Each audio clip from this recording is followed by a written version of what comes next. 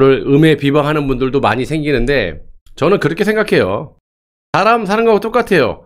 본인이 뭐에 쫓기거나 불안하거나 급한 사람, 조급한 사람들은 가만히 있질 못하죠. 그러니까 지금 누가 보더라도 지금 윤석열의 하는 행태 이런 것들을 보면 뭐 되게 급해질 수밖에 없어요. 어떻게 해서라든지 이게 퍼지지 않게 하기 위해 가지고 댓글로, 그러니까 여러분들도 느끼시죠?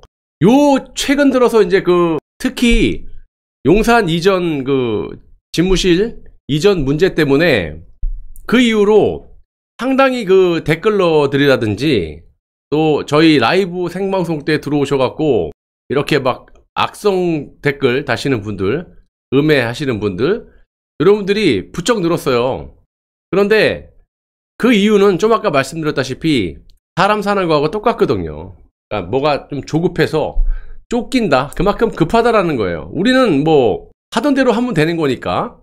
저를 비롯해서 여러분들은 지금까지 한 분이라도 이렇게 변절하는 분 없이 보수주의자로서 프라이드를 굳건히 지키시고 박근혜 대통령이 또 잘 이렇게 태어나실 수 있게끔 또 기도하시고, 우리가 막 박근혜 대통령 무슨 뭐 사랑해요 그러면서 이렇게 정말 그런 짓은 안 하지 않았습니까? 또 그런 것도 싫어하시고, 또 객관적으로 보더라도 병원에 있는 사람들이 그렇게 하면 굉장히 좀 피해가 되기 때문에 대통령이 그만큼도 또 국가와 국민을 사랑한다라는 것을 또 우리가 느낄 수 있는 거고, 또 우리도 여러분들도 그렇게 하지 않고 마음적으로 걱정하면서 기대하고 기다리고.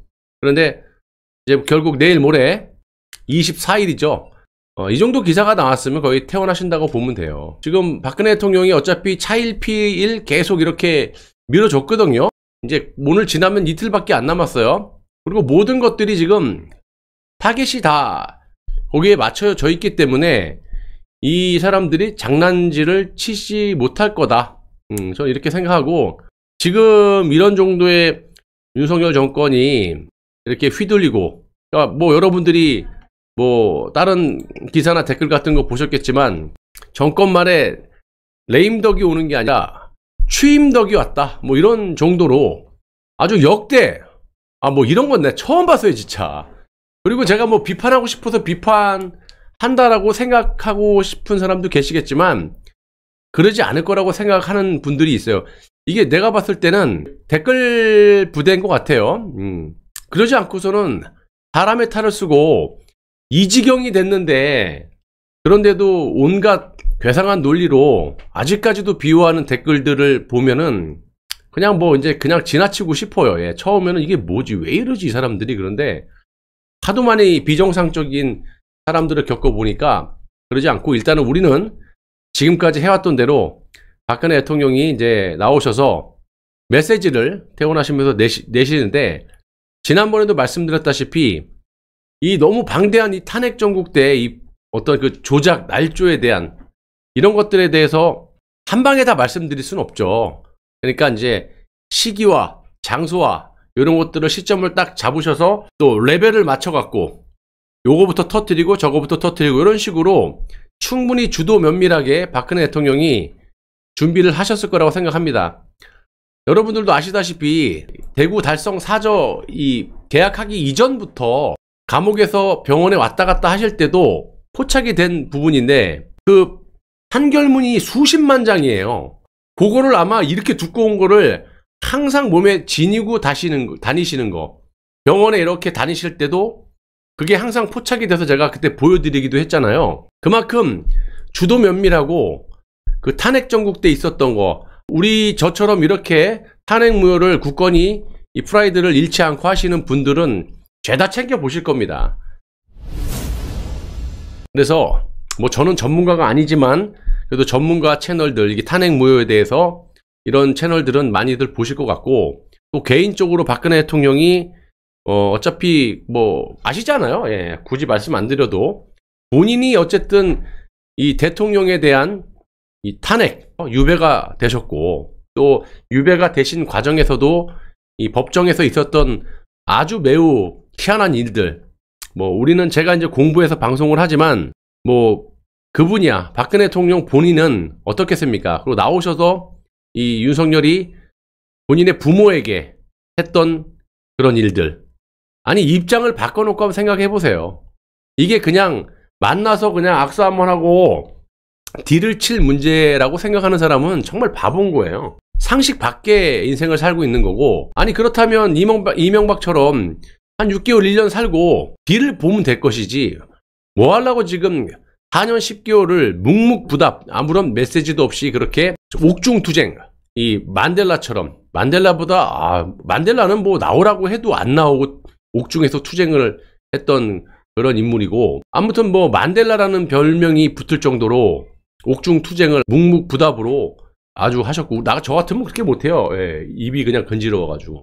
아무튼 뭐 박근혜 대통령을 여지까지 잘 믿으셨기 때문에 24일날 태어나면서 내가 봤을 때 대국민 메시지를 내게 되시더라도 간단한 메시지를 내실 것 같아요. 이때는 왜 이 박근혜 대통령이, 이거는 뭐 옛날 사진인데 이 참 동아일보 이것들, 이 잡탕놈들, 이 조중동이 누가 탄핵의 주범 아니랄까봐, 아니 이 사진이 얼마나 많은데 이런 할머니 같이 나온 걸 갖다가 찍어가지고 이런 식으로 합니까? 누가 이게 주범 아니랄까봐.